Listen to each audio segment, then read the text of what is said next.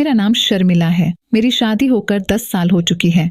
मैं और मेरे पति बहुत खुश थे हमारे शादी के। मुझे लव मैरिज करना बहुत पसंद था, लेकिन मजबूरी में मुझे अरेंज मैरिज करना पड़ा। मेरे पति अंबानी की कंपनी में काम करते थे। वह मुझे बेइंतहा प्यार करते थे और हम दोनों एक साथ बहुत खुश थे। लेकिन हमें आज तक एक भी बच्चा नहीं हुआ। हम बहुत सारे डॉक्टर को भी दिखा चुके थे और डॉक्टर बोलते थे कि आप में कोई कमी नहीं है, आप बस कोशिश करते रहे, भगवान आपको बच्चा जरूर देगा।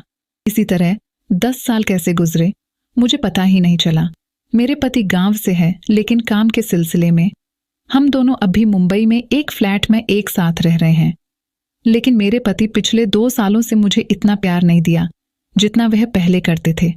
अब मैं उतना पसंद नहीं आता जितना मैं पहले आती थी। वह मेरा साथ ऐसा बर्ताव करते हैं कि जैसे मैं उन्हें बोर हो चुकी हूँ।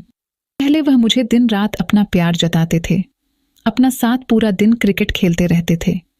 लेकिन पिछले 2 साल तक उन्होंने कोई प्यार नहीं जताया है। पिछले 2 सालों से मेरे पति मेरे साथ एक बार भी क्रिकेट नहीं खेला। प्यार के लिए बहुत तड़प रहा था। हर दिन मुझे कंट्रोल करने के लिए मेरा पार्किंग का पानी खुद ही निकलती थी। मैं भी उस शख्स की तलाश में थी जो मुझे खुश रख सके और मेरी पार्किंग की पानी पी सके। एक दिन मेरे पति को काम के सिलसिले में 2 हफ्तों के लिए बेंगलुरु जाना पड़ा। इसलिए मेरे साथ मेरे ससुर जी और सासू माँ कुछ दिन के लिए रहने के लिए आ गए। मैं भी बहुत खुश थी क्योंकि बहुत सालों के बाद कोई मेहमान मेरे घर रहने के लिए आए थे। मेरे ससुर जी थोड़ा जवान थे। वह मुझे हर रोज देखकर हंसते रहते हैं। मैं जब भी काम करना या झाड़ू पोंछना शुरू करती हूँ, मेरे ससुर जी मुझे देखने लगते हैं। मैं भी उनके इरादा समझ चुकी थी। उन्हें बस मेरे साथ क्रिकेट खेलना है और मैं भी प्यार के लिए बहुत तड़प रही थी। एक दिन रात को मैं नींद से उठकर पानी पीने के लिए रसोई घर चली गई। तभी मुझे स्टोर रूम से कुछ आवाज सुनाई दे रही थी। चुपके से जाकर देखा तो हैरान हो गई। मेरी ससुर जी उस रात अकेले ही अपने बैट में क्रिकेट खेल रहे थे। लगातार तेल लगाकर खेल रहे थे। मैं उनके 5 इंच का बैट देखकर हैरान हो गई। मैं चुपके से यह सब देख रही थी और फिर सोने के लिए चली गई।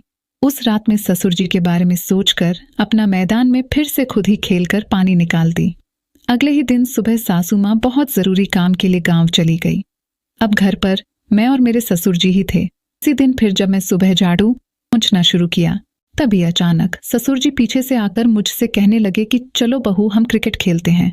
फिर मैंने बोला नहीं ससुर जी, क्रिकेट आपके साथ खेलना सही नहीं होगा। फिर ससुर जी ने अपना 5 इंच का बैट दिखाकर पूछा, क्या अब तुम नहीं खेलोगे क्रिकेट? मैं पूरी तरह से पिघल गई और मैं क्रिकेट खेलने के लिए मान गई। मेरे ससुर जी क्रिकेट के बहुत पुराने खिलाड़ी थे। उन्होंने मेरा पार्किंग का पर्दा उठाकर क्रिकेट खेलना शुरू कर दिया। उन्होंने मेरे पीछे वाले दरवाजे पर क्रिकेट खेलना शुरू कर दिया। फिर मेरे ससुर जी धीरे धीरे करके क्रिकेट खेलना शुरू कर दिया।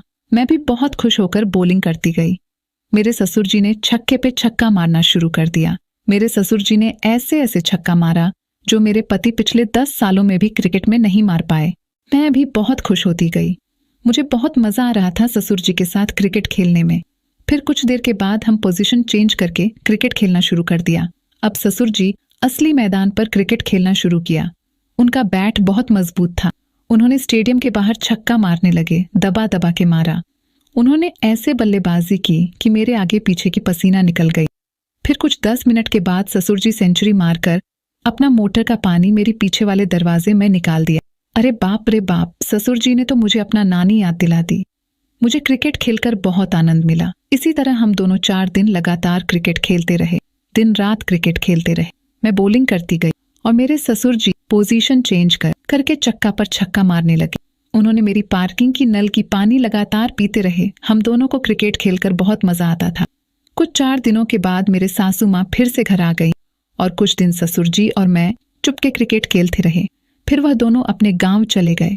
गांव जाते समय ससुर जी ने बोला कि बहू तुम चिंता ना करो, तुम्हें जब भी मेरी जरूरत पड़े तुम मुझे याद कर लेना, मैं आ जाऊंगा। मैंने बोला जरूर बाबूजी। अगले ही दिन मेरे पति भी आ चुके थे। तो गाइज, आपको मेरी कहानी कैसी लगी? अगर अच्छी लगी तो लाइक करें, शेयर और कमेंट भी जरूर करना और ऐसे ही मजेदार कहानियां के लिए चैनल को सब्सक्राइब करें। Thank you.